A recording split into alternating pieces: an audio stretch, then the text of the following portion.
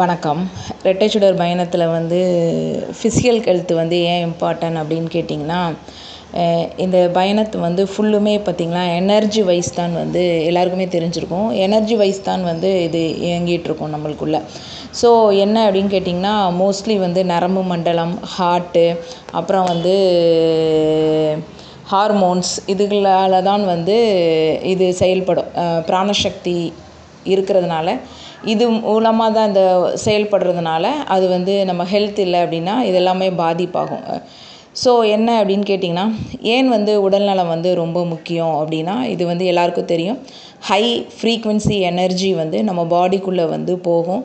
So அது போகும்போது அந்த பாடி அதை தாங்குகிற சக்தி இருக்கணும். இது நார்மலாக ஹெல்த்துக்கும் இதுக்கும் டிஃப்ரென்சேஷன் இருக்குது.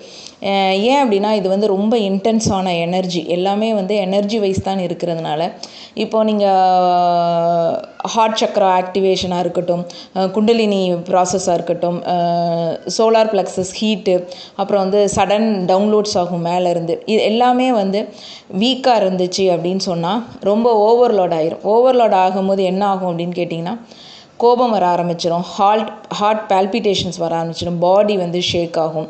ஸோ ஸ்லீப் இஷ்யூஸ் வர ஆரம்பிச்சிடும். ஸோ இது போன்ற சைடு எஃபெக்ட்ஸ்லாம் வரும். அதுக்கப்புறம் என்னென்னு கேட்டிங்கன்னா, நர்வஸ் சிஸ்டம் தான் இதுக்கு ரொம்ப இம்பார்ட்டன்ட் அப்படின்னு சொல்லும்போது, உங்கள் யூனியன் நழுவி போய்ட்டுருக்கும், யூனியன் கிடைக்காம போகும்.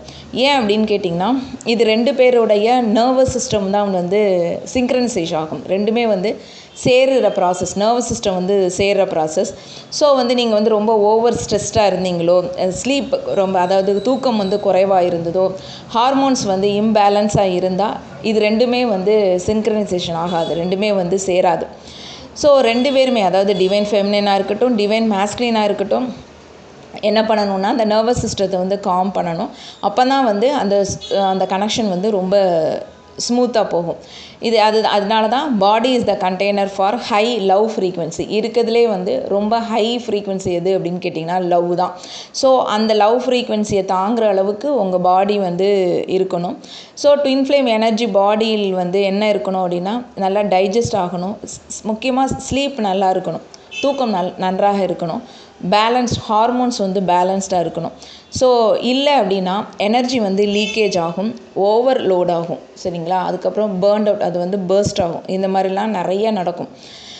ஸோ ட்ராமாஸ் ரிலீஸ் பண்ணும்போது என்ன ஆகும் அப்படின்னா, அது ஃபிசிக்கல் பாடியில் அந்த இம்பேக்ட் பண்ணும். இப்போ உங்கள் ட்ராமாஸ் நிறைய இருக்கும். நம்மளுக்கு ட்வின் ஃப்ளேம் ஜேர்னியில் சைல்ட்ஹுட் ஊன்ஸ்லாம் ஏகப்பட்டது இருக்கும். அது எல்லாமே ரிலீஸ் ஆகும். இந்த ரிலீஸ் ஆகும்போது அந்த பாடி லெவலில் என்னென்ன நடக்கும் அப்படின்னா, செஸ்ட்டு டைட்னஸ் இருக்கும், த்ரோட் பிளாக் ஆகும். இதனால தான் இந்த ஆண்களுக்கு தொண்டையே திறக்காது. இவங்க மோஸ்ட்லி அவங்களோட பாடியை மெயின்டைன் பண்ணுறதே அவ்வளோவா, அதாவது என்னென்னா, இந்த ஃப்ரீக்வன்சியை மெயின்டைன் பண்ணுற அளவுக்கு அவங்க பாடி கெப்பாசிட்டி வெளியே பார்க்க தெரியாது. பட் உள்ளுக்குள்ளே அவங்களுக்கு இருக்காது. மோஸ்ட்லி பார்த்திங்கன்னா இந்த த்ரோட்டு பிளாக் ஆகிற ரீசன் இதுதான்.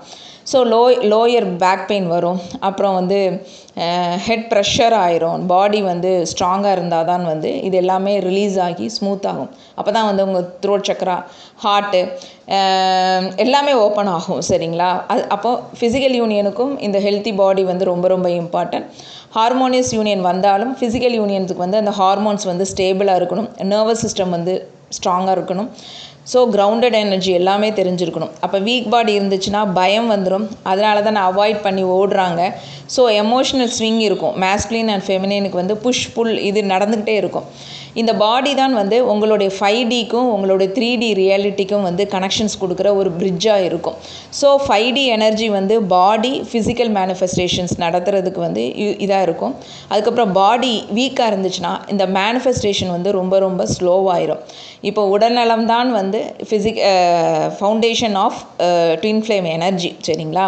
ஸோ பாடி ஸ்ட்ராங்கானால் தான் இன்ட்யூஷன்ஸ் கிளியராக இருக்கும், ஹார்ட் ஓப்பன் ஆகும், கனெக்ஷன் ஸ்டேபிளாக போகும், யூனியன் ஃபாஸ்ட்டாக இருக்கும்.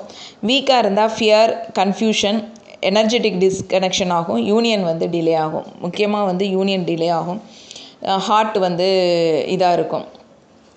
ஸோ நீங்கள், அதாவது எல்லாருக்குமே நார்மலாக உடல்நலம்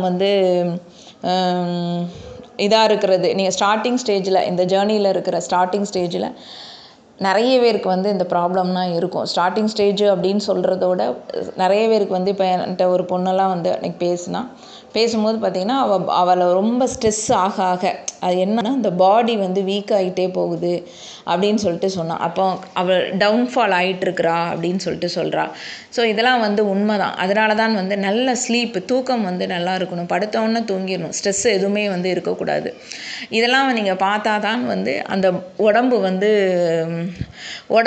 அப்படிங்கிறது நம்மளுக்கு வந்து மெயினாக என்னன்னு பார்த்தீங்கன்னா ஹார்ட்டு, நர்வஸ் சிஸ்டம் இதுதான் வந்து ஸ்ட்ராங்காக இருக்கணும்.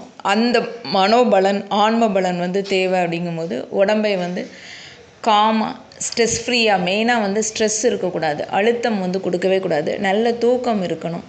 இதெல்லாம் வந்து நீங்கள் மெயின்டைன் பண்ணி உடம்பை வந்து கவனிச்சுக்கிட்டா தான் அடுத்த கட்ட ப்ராசஸ் போக முடியும். இல்லைனா த்ரோட் சக்கரா பிளாக் ஆயிரும்.